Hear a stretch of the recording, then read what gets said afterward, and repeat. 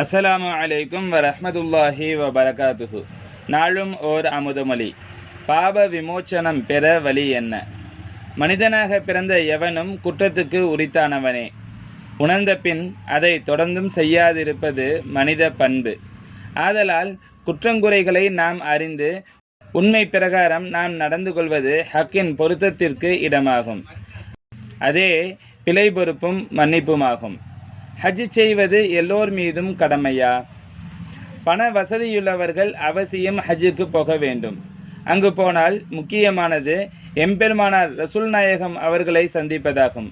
அவ்வாறு செய்பவர்கள் எம் மனதை குளிர வைப்பவர்கள். எம் பாட்டனார் பரிபூர்ணமானவர்கள். அவர்கள் ஹயாத்துடன் இருக்கிறார்கள். அனைத்து புகழும் எம்பெருமானாருக்கே.